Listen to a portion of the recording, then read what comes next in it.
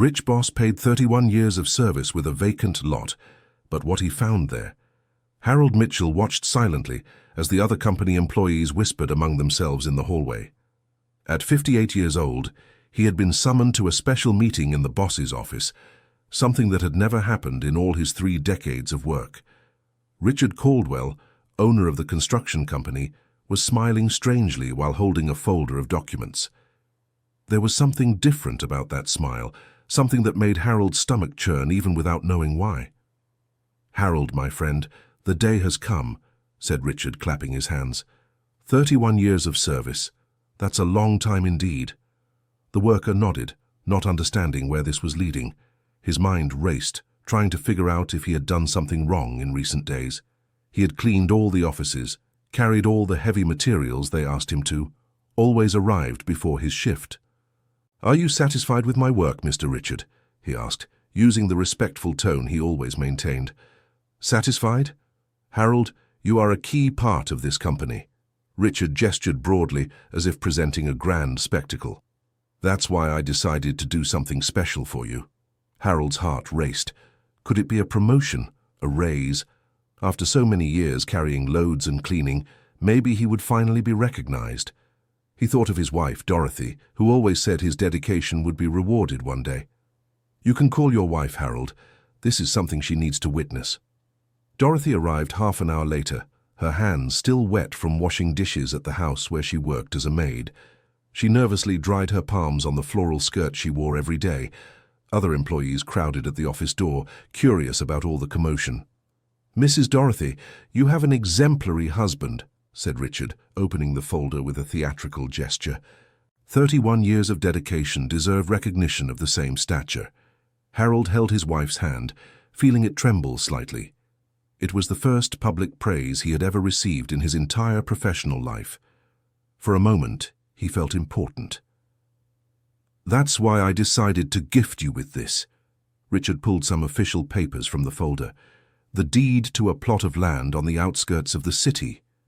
Silence fell over the office. Dorothy squeezed her husband's hand tighter. The employees at the door exchanged confused glances. Land? What kind of recognition was that? "It's a gift, Harold. You don't have to pay a thing. Consider it an early retirement," continued Richard, extending the documents. "There you can build a little house, plant something. It will be much better than staying here carrying heavy loads at your age." The words felt like a blow to Harold's stomach. Early retirement. He still felt strong. He still needed to work. He wasn't old enough for government retirement, nor did he have any savings to stop working. "Mr. Richard, I can keep working," he said in a weak voice. "You don't have to let me go." "Let you go? What's that, man? I'm promoting you to a landowner." Richard laughed loudly, and some employees laughed too, unsure if they should. "That land is worth much more than any salary I could pay you." Dorothy looked at her husband, with tears in her eyes. They both knew they were being let go in disguise. Harold took the documents with trembling hands, unable to properly read the small print. "The address is there in the papers," said Richard, already standing up to indicate the meeting was over. "It's on the old Springfield Road, about 20 kilometers from here. Good luck in your new life." On the bus ride back home, Dorothy cried softly while Harold stared out the window. The movement of the city passed by in a blur, as if his held-back tears distorted everything around him. 31 years of loyalty, and this was the end. "What are we going to do, Harold?" she whispered. "How will we live without your salary?" He didn't answer because he didn't know. At home, he called his eldest son, Brian, who lived in the capital and worked as a truck driver. "Dad, what's this story about land?" Brian asked over the phone. "Your father was humiliated, son," Dorothy spoke, taking the phone from Harold's hand. "The man gave a piece of land that nobody knows where it is and said it's better than a salary. I'll come there this weekend so we can check it out. Don't be sad, Dad. Maybe it really is an opportunity." Brian was 28 and always tried to see the positive side of situations. When he arrived on Saturday, he brought his wife Rachel and their 2 small children. The whole family squeezed into Brian's used Civic to see the gift Harold had received. Dear listener, if you're enjoying the story, please take a moment to like and especially subscribe to the channel.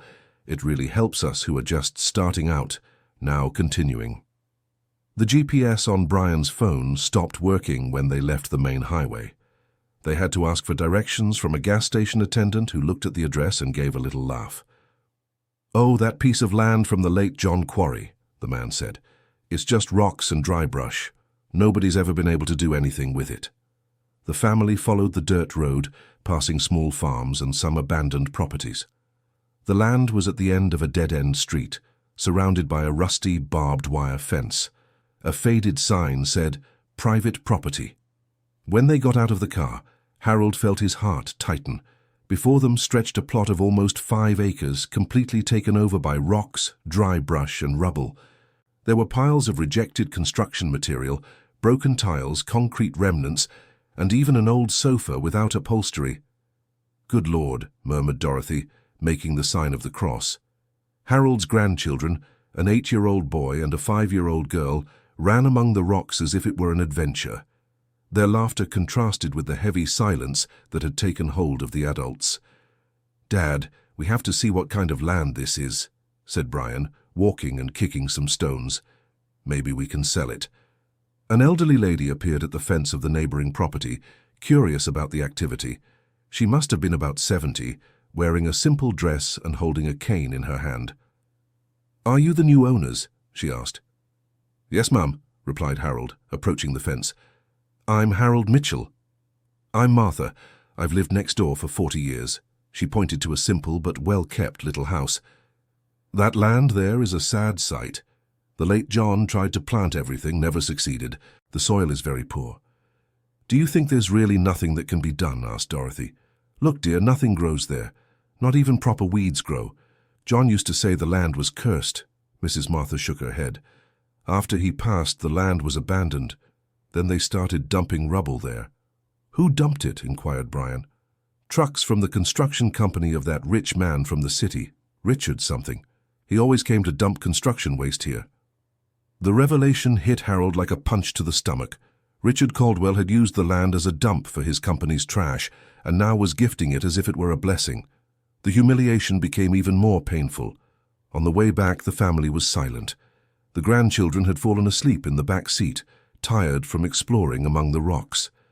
Dorothy held Harold's hand, both lost in thought. "Dad, we could try to clean up the land," said Brian, breaking the silence. "Clear away all this rubble. Maybe underneath the soil is good." "Son, did you see the size of that? How am I going to clean all that by myself?" "I'll come help you on weekends, and maybe some neighbors will help too. You can't give up before trying." Dorothy looked at her husband with hopeful eyes. Even after all that disappointment, there was still a spark of possibility there. Maybe Brian was right. The following Sunday, Harold returned to the lot alone, taking only an old hoe and a wheelbarrow borrowed from a neighbor. He started working even before the sun had fully risen, removing debris piece by piece. There were piles and piles of discarded material, broken blocks, sacks of expired cement, pieces of twisted iron, cracked roof tiles. Each wheelbarrow load he took to the edge of the lot was a small victory against the humiliation he had suffered.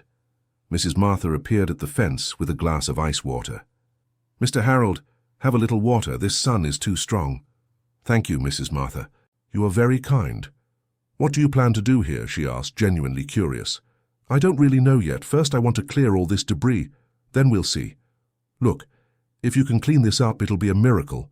The late John broke his back trying." Throughout that first week, Harold worked on the lot from 5 in the morning until noon, when the sun got too strong.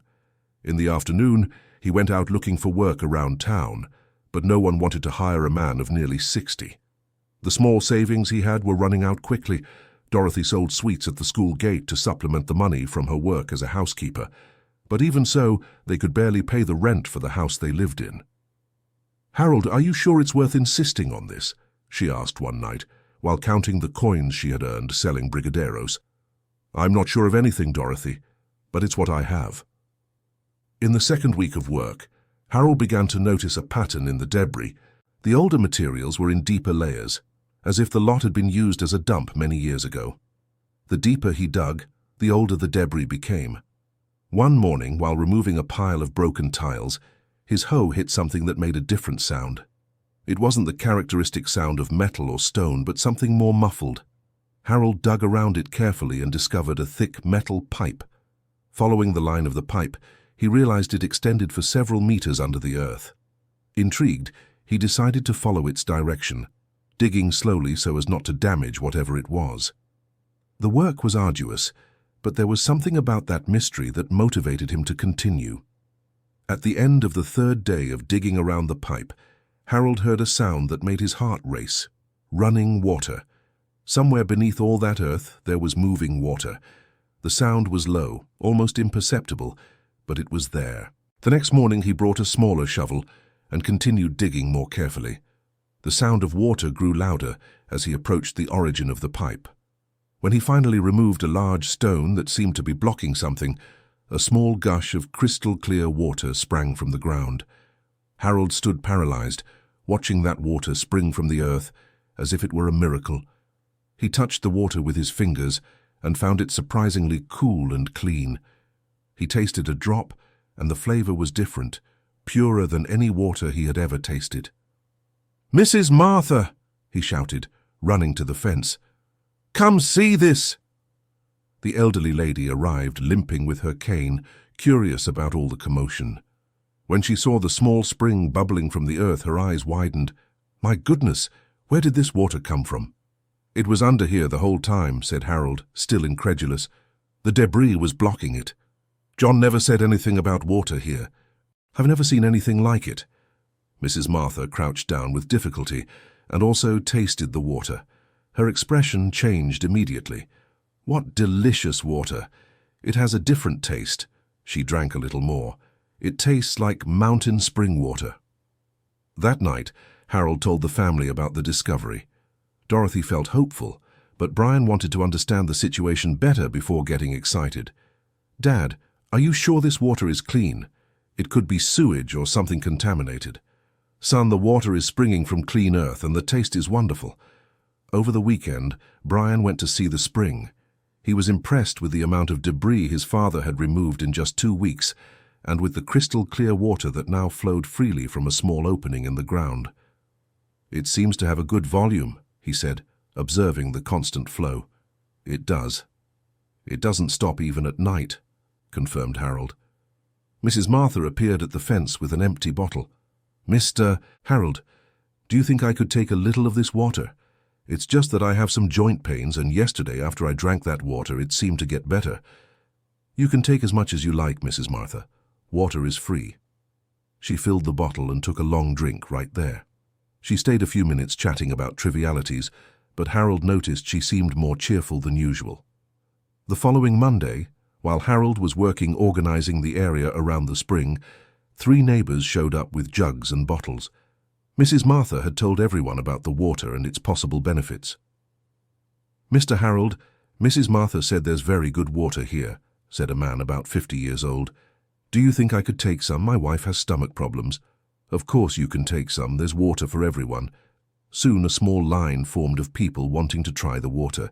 Harold was surprised by the demand, but pleased to be able to help his neighbors. For the first time in weeks, he felt useful again. A younger woman, who must have been about 40, arrived with several containers. "My name is Sandra. I live up the street.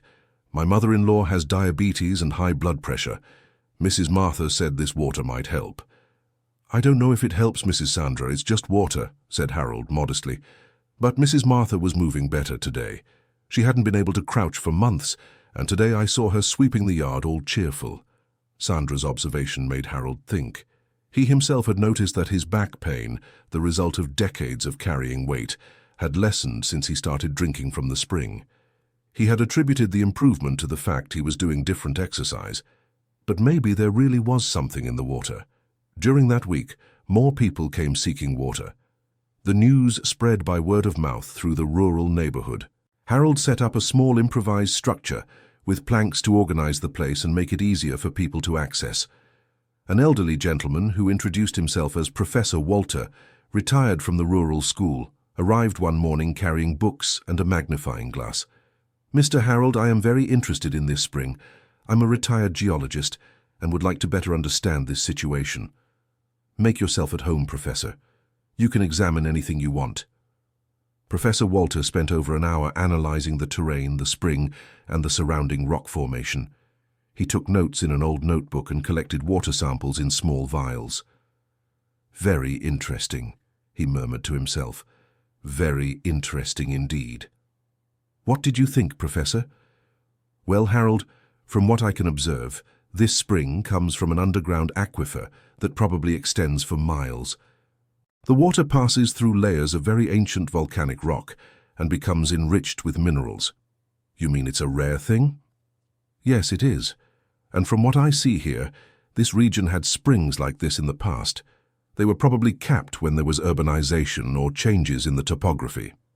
Professor Walter explained that this type of water, rich in natural minerals, was known by the old residents of the region for its beneficial properties. Many rural communities had their sacred springs, places where people came seeking relief for various ailments. "Professor, how can I know if this water is really safe?" asked Harold. "I have a friend who works in a lab in the city. I can ask him to do a full analysis at no cost. It's of scientific interest to him as well." That night, Harold talked with Dorothy about the professor's proposal. She was excited about the possibilities, but also worried about the implications. "What if they discover the water is worth a lot of money, Harold? Do you think Richard won't want the land back?" His wife's question left him uneasy. He hadn't thought of that possibility. Richard Caldwell was a powerful and unscrupulous man.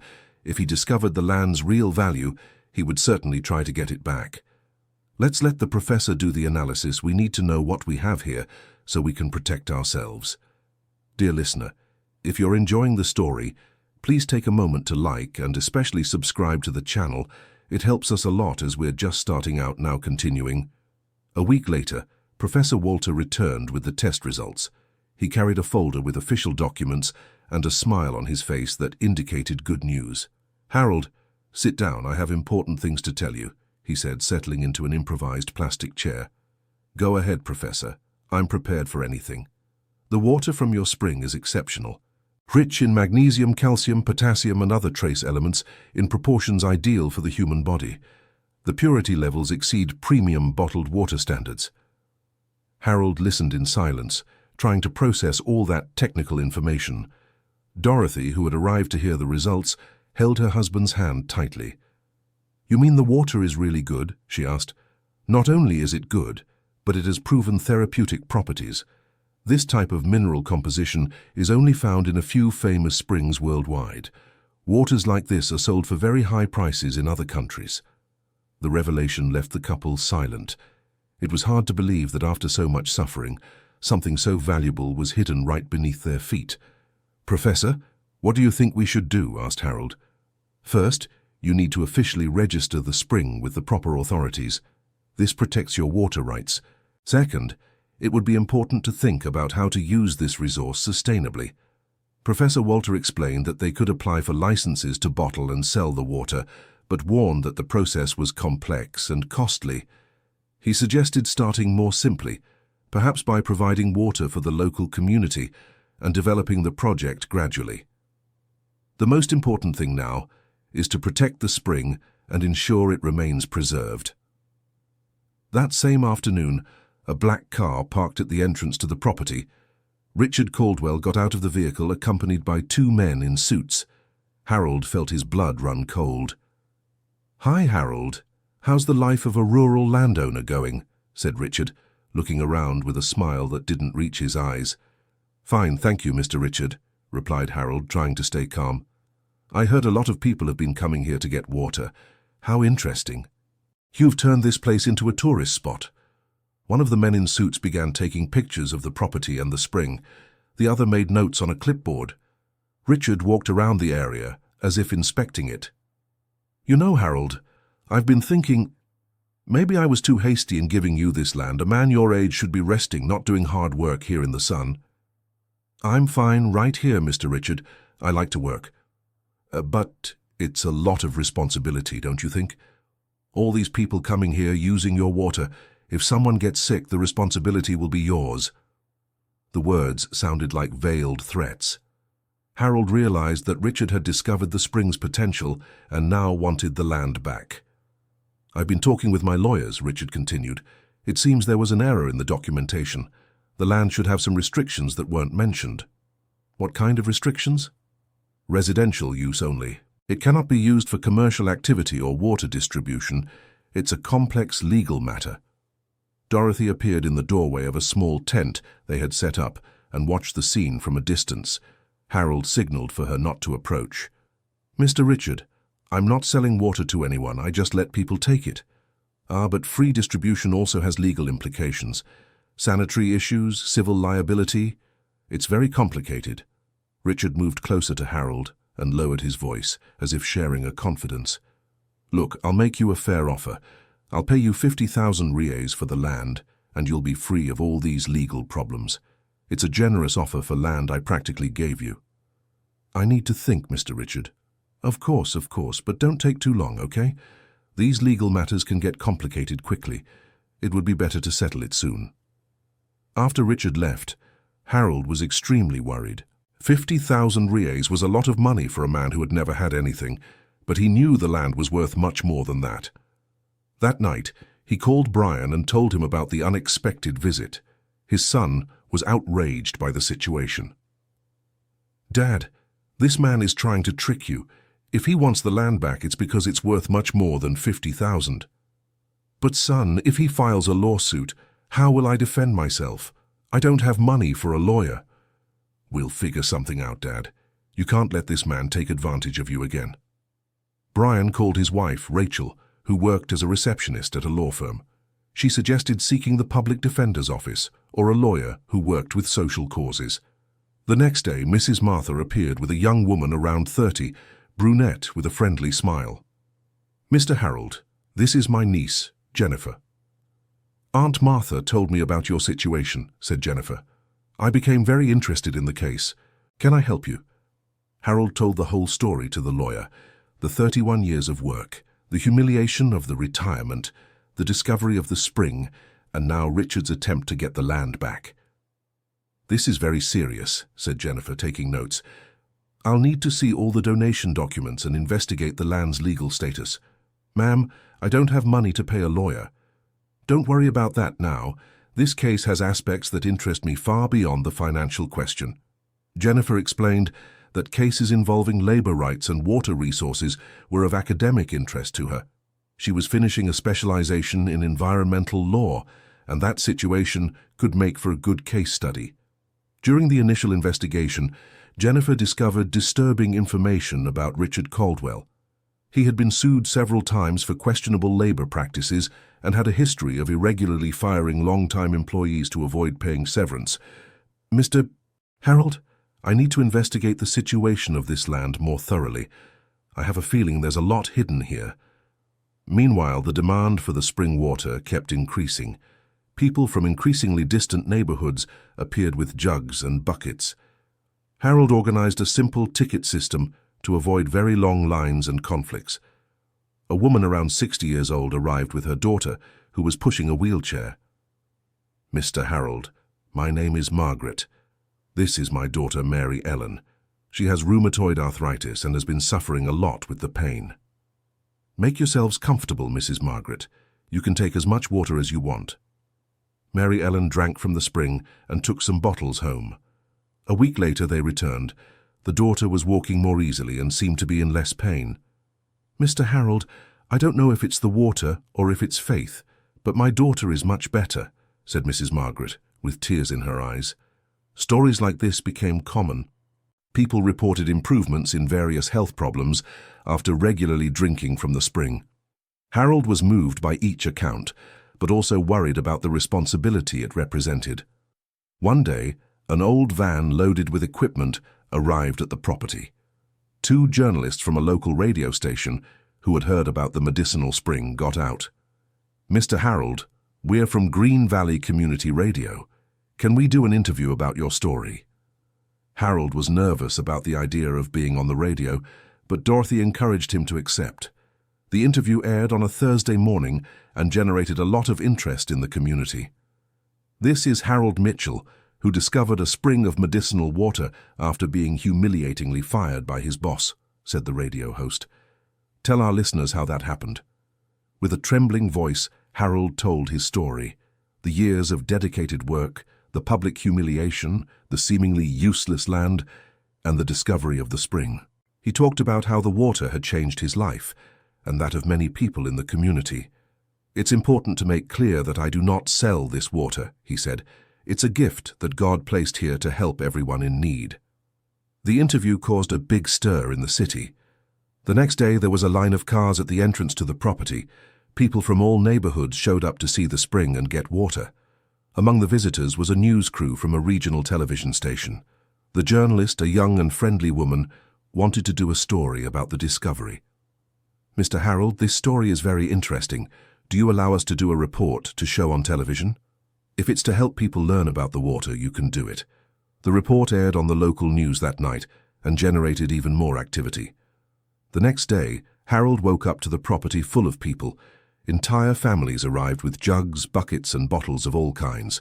Dorothy set up a small stand where she sold coconut water and simple snacks for the people who came from far away. It wasn't to make a lot of money, but to help the visitors and get some income for the family. The situation began to become too complex for Harold to manage alone. There were people from morning until night, cars parked everywhere, and a responsibility that grew each day. That's when Richard Caldwell appeared again, this time accompanied by 3 lawyers and a court officer. "Harold, I tried to resolve this amicably, but you don't want to cooperate," said Richard in a threatening tone.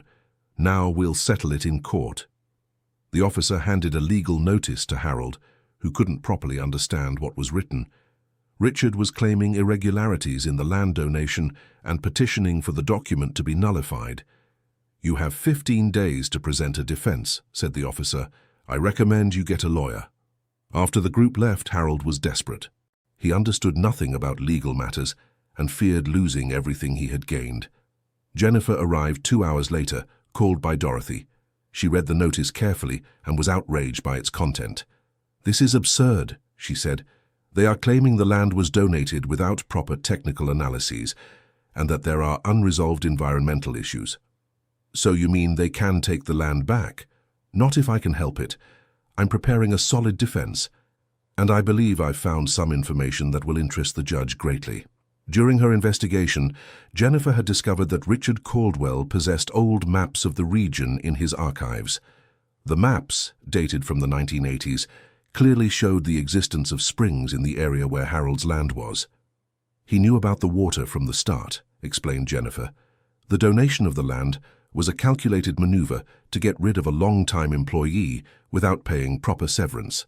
Even more serious, Jennifer discovered that Richard had used the land as a dump for debris from his company for over 15 years, irregularly and without environmental permits.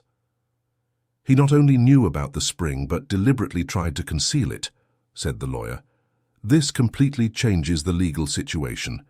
Jennifer filed a public civil action questioning Richard's environmental practices and seeking reparations for environmental damage. She also contacted the Labor Prosecutor's Office to investigate the irregular dismissals at the construction company. While the legal battle unfolded, Harold continued to receive visitors at the spring. The traffic had slowed a bit after the legal intimidation, but the closest people kept coming to fetch water and supporting the family. One morning, a delegation from the City Hall arrived at the land. The Secretary of the Environment, accompanied by technicians and engineers, wanted to conduct an official inspection of the spring. "Mr. Harold, we need to assess the conditions of the spring and verify if everything complies with environmental regulations," said the Secretary. Harold was apprehensive, fearing they might find some irregularity, but the technicians were impressed with the water quality and how the spring was being preserved. "Congratulations, Mr. Harold," said the lead engineer. "We rarely see a natural spring so well cared for. You are doing an excellent conservation job." The inspection resulted in a favorable technical report, which recognized the environmental value of the spring and recommended its preservation as a natural heritage of the region. The document was crucial to strengthening Harold's legal defense. Jennifer used the report to prove that the land had significant environmental value and that its preservation was in the public interest. 2 weeks later, during the court hearing, the judge heard both sides. Richard and his lawyers argued that the donation had been irregular and that the land should return to the company. Jennifer presented her findings, the old maps that proved prior knowledge of the spring, the documents about the irregular use of the land as a debris dump, and the City Hall's technical report attesting to the area's environmental value. "Your Honor," said Jennifer in her oral argument, "this case represents a classic example of corporate bad faith." The plaintiff knew exactly what he was donating and tried to conceal relevant information to harm a dedicated worker. Richard's lawyer tried to argue that the subsequent discoveries did not invalidate the claim of irregularity in the donation, but his argument sounded weak in light of the evidence presented. "Furthermore, Your Honor," continued Jennifer, "the spring discovered by Mr. Harold Mitchell represents an environmental heritage of inestimable value to the community. Returning it to the plaintiff would harm hundreds of families who benefit from this water." The judge called a recess to analyze all the documentation. 2 hours later, he returned with his decision. "Analyzing all the evidence presented, it is clear that the donation of the land was valid and that the allegations of irregularity are unfounded," said the magistrate. "More than that, evidence suggests there was bad faith on the part of the claimant." Richard was visibly angered by the decision. His lawyers tried to argue they would appeal, but the judge was categorical. "The case is closed. The land remains with Mr. Harold Mitchell, who must continue preserving the spring for the benefit of the community." Outside the courthouse, Harold embraced Jennifer with tears in his eyes. Dorothy was crying with joy. Brian had arrived to follow the trial and was celebrating with the family. "Dr. Jennifer, how can I thank you for everything you've done for us?" "Just keep doing what you're doing, Harold, taking care of the spring and helping people. That is the best thanks." The legal victory generated a new report on the local television. The story of the humiliated worker who discovered a hidden treasure and defeated the greedy boss moved the entire region. In the days following the trial, the land once again received many visitors.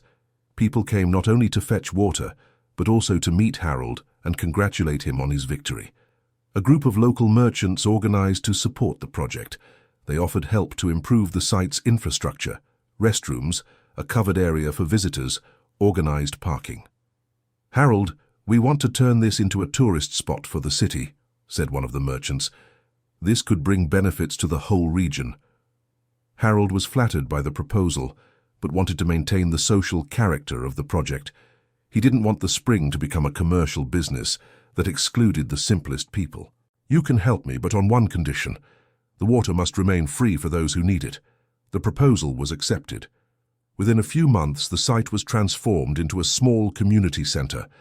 There was a covered area where people could rest, clean restrooms, organized parking, and well-kept gardens. Harold officially took on the role of site caretaker, a duty he performed with great pride and dedication. He arrived every day before dawn to organize everything and welcomed visitors with kindness and attention. Dorothy set up a small snack bar on site where she sold simple snacks and coconut water. The income, though modest, was enough to sustain the family with dignity. The project attracted attention from universities and researchers interested in studying the water's properties.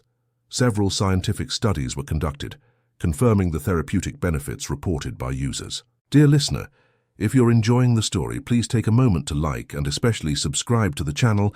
It helps us a lot as we're just starting out. Now continuing, Professor Walter, who had been instrumental in discovering the water's properties, returned with an interesting proposal. "Harold, I spoke with some colleagues from the university.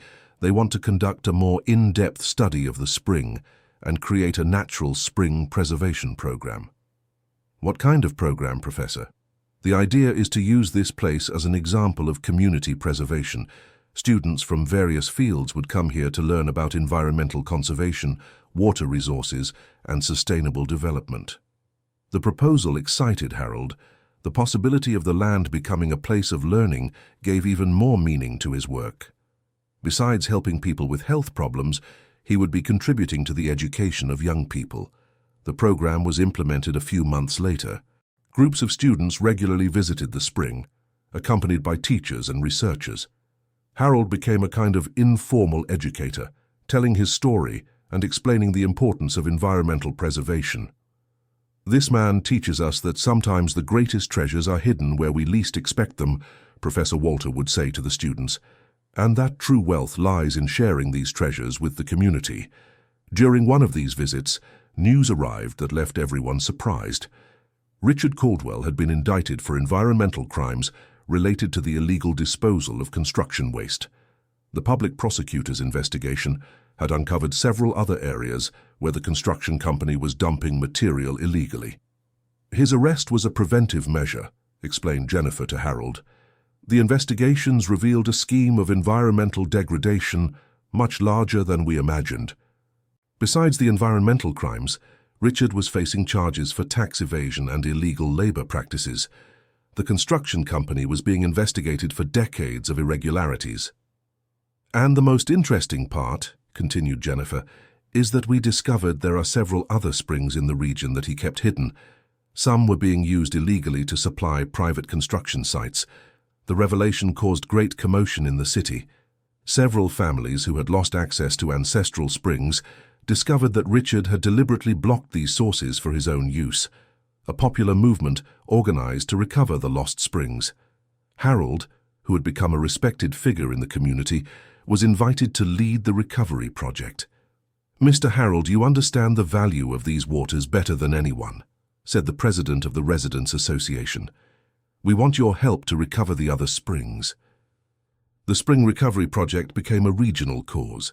Volunteers from across the area mobilized to clean the obstructed springs and restore the community's access to these natural resources. At each recovered spring, Harold applied the same principles he had used at his own: careful preservation, free access for all, and sustainable use. His experience became a model to be followed.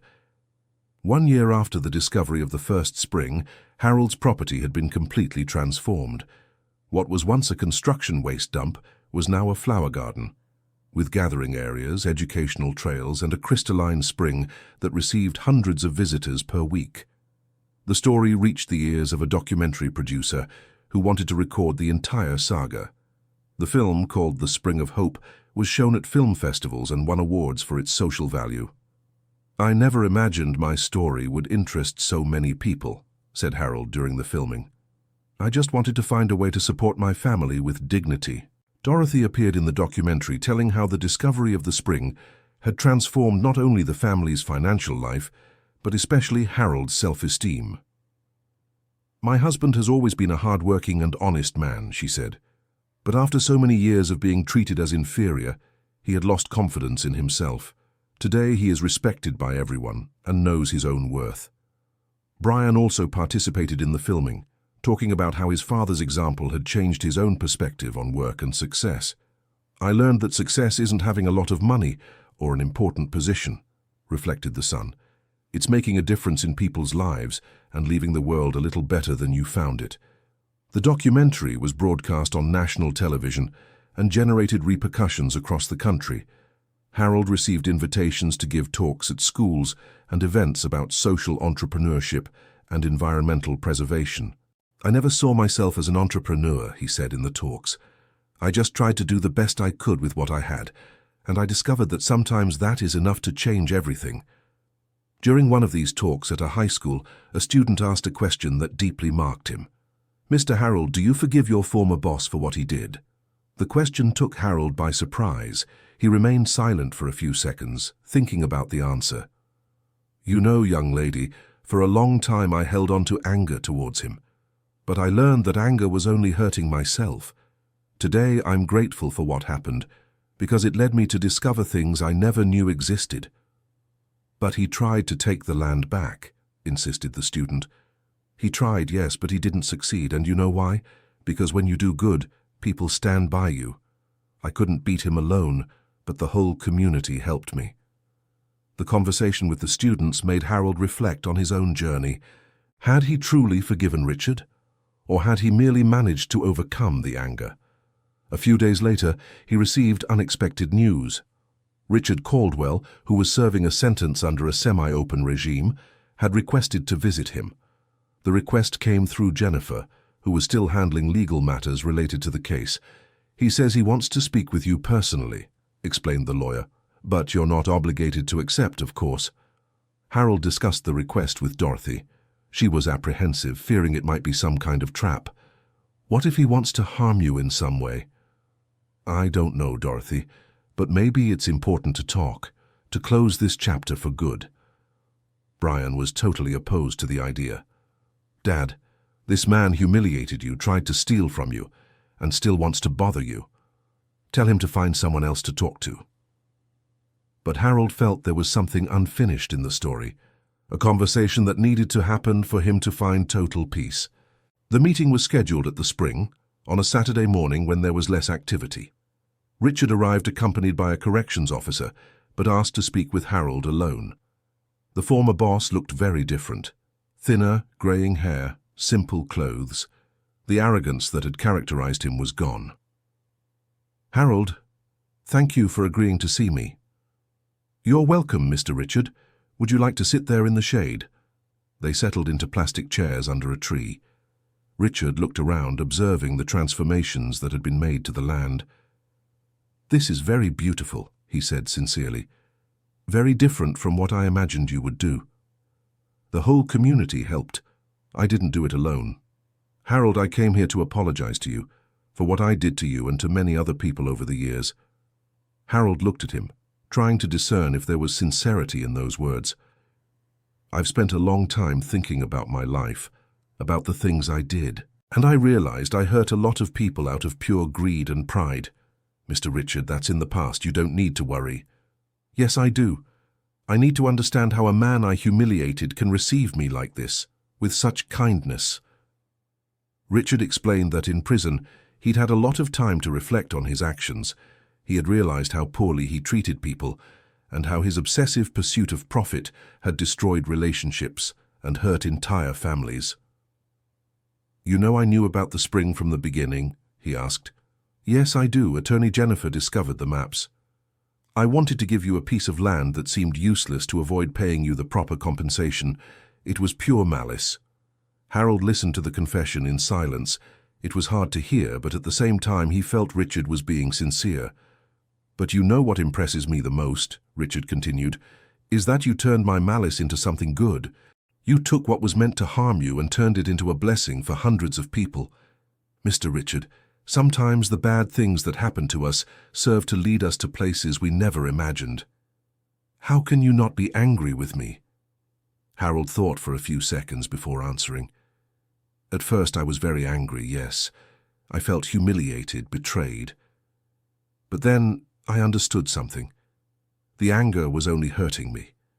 You were getting on with your life, and I was the one suffering. And when you discovered the spring, then I saw that maybe it was better this way. If you had treated me well, I never would have come here. I never would have discovered this water that is helping so many people. Richard was moved by the response, his eyes filled with tears. Harold, you are a much better man than I am. You always have been. Mr. Richard, it's not a matter of being better or worse. It's a matter of choosing what to do with the things that happen in our lives. They talked for another hour.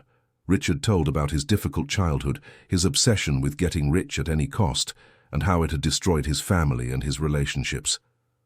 I lost everything, Harold. Money, family, respect. My own children don't want to speak to me anymore. It's never too late to start over, Mr. Richard. If you have truly changed, you can build a new life. How? Who will trust me after all I've done? Start slowly. Do good things. People notice when someone has really changed.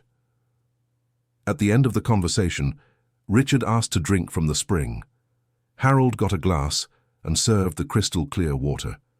This is really good water, said Richard after drinking. It tastes like peace. You can come here whenever you want, Mr. Richard. The water is for everyone. Thank you, Harold, for everything. For the talk, for the water, for the forgiveness. You're welcome. God be with you. After Richard left, Harold stayed alone at the spring for a while, reflecting on the conversation. He felt an inner peace he hadn't experienced in a long time, as if a weight had been lifted from his shoulders. Dorothy arrived a few hours later and found her husband still thoughtful. How did the talk go? Good. I think he really has changed. He seemed sincere. Did you forgive him? I did. And I forgave myself too. Forgave yourself for what? For the anger I held onto for so long. It only hurt me. That night, Harold slept better than he had in years. For the first time since he had been fired, he felt completely at peace with himself and his story. In the following months, Richard served the remainder of his sentence on parole. He would occasionally appear at the spring, always discreet and respectful. He began working as a volunteer in a city social project, helping families in need. The change in Richard's behavior caught the attention of many people who knew him. Some doubted the sincerity of his transformation, but others recognized that there was something genuinely different about him. Jennifer, who initially distrusted Richard's intentions, gradually came to believe in the sincerity of his change. He's paying compensation to several former employees who were harmed over the years, she told Harold, using the little money he still has. That's good to know. It shows he's really trying to make things right. The Spring Project continued to grow. New partners joined the initiative: universities, environmental NGOs, sustainable tourism groups. The place became a reference in community water resource preservation. Harold was invited to participate in national conferences on the environment and sustainable development. His story became a case study in universities across the country. You see here a perfect example of how adversity can be turned into opportunity, he would say in his talks. But that only happens when we don't give in to despair and keep trying to do good. One of these talks was attended by a social entrepreneur who was impressed by the story. He proposed creating a national network of community springs using the model developed by Harold. The idea is to identify abandoned or degraded springs in various regions of the country and work with local communities to restore them, the entrepreneur explained. But without losing the social character, right? Asked Harold. The water must remain for those who need it. Exactly. Profit cannot be the main goal. The goal is to benefit communities and preserve the environment.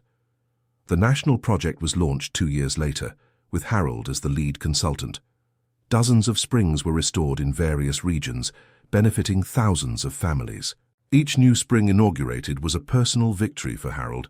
He saw his experience being multiplied and helping people he would never meet personally. It's incredible how a small thing can turn into something so big, he would comment to Dorothy. When I started cleaning up that rubble, I never imagined it would come to this. God works in mysterious ways, she would reply. Sometimes he even uses bad people to do good things. The reference to God was something new in Harold's life. Although he had always been a person of faith, the experience with the spring had deepened his spirituality. It's not that I've become a fanatic, he would explain, but it's hard not to see God's hand in all that has happened. Professor Walter, who continued visiting the spring and participating in the educational projects, offered more scientific analyses of the transformation. What happened here is a fascinating sociological phenomenon, he would say.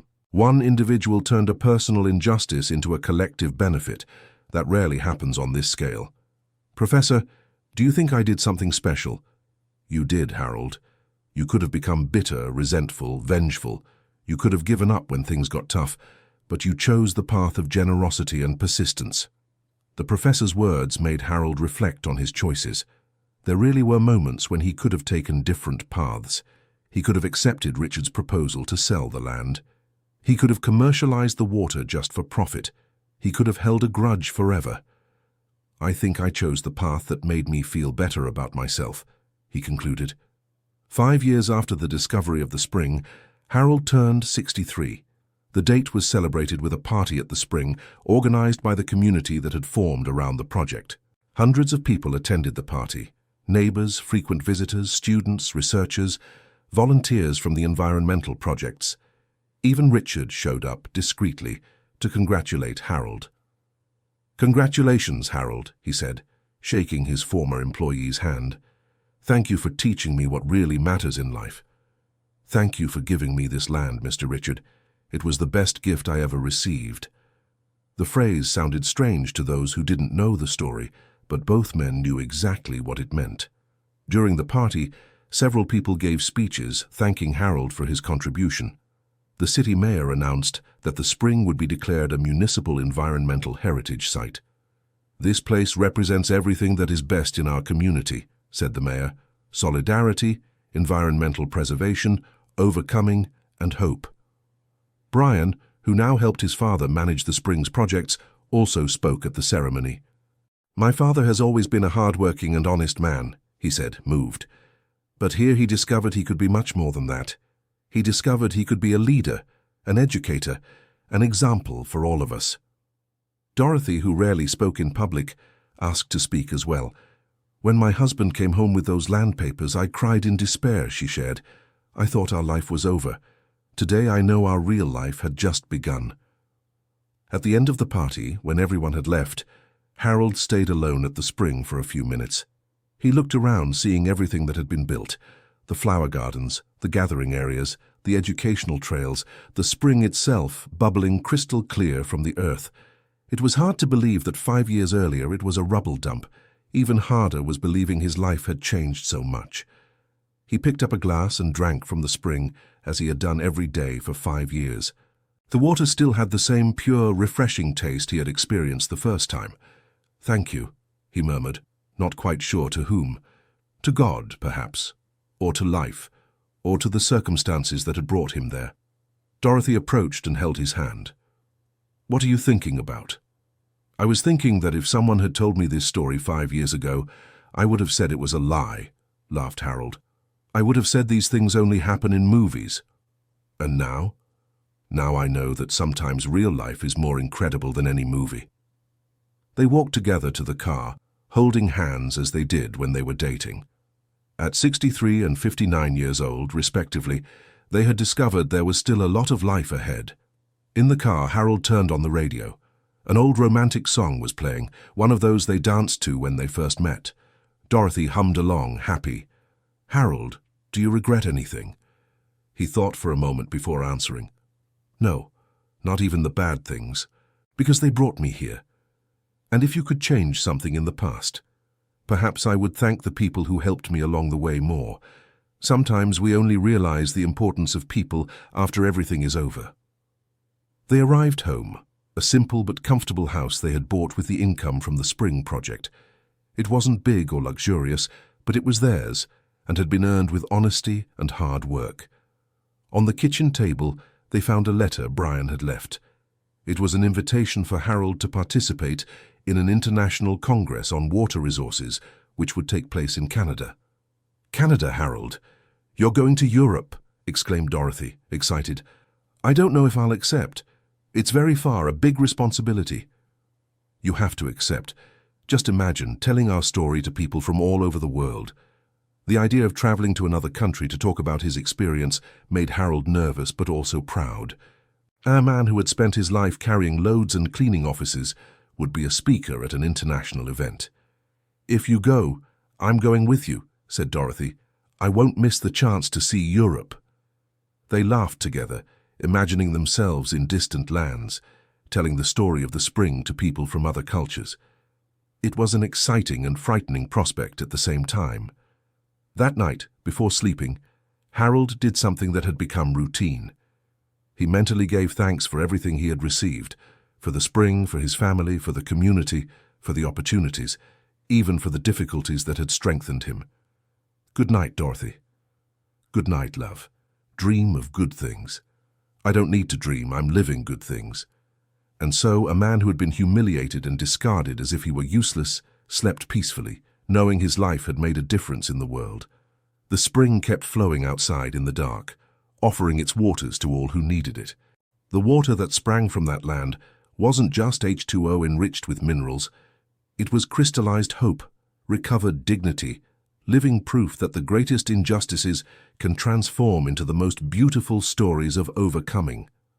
On the land that was once vacant, now much more than plants flourished, the certainty flourished that kindness begets kindness, that generosity multiplies blessings, and that sometimes the greatest treasures are hidden exactly where we least expect to find them.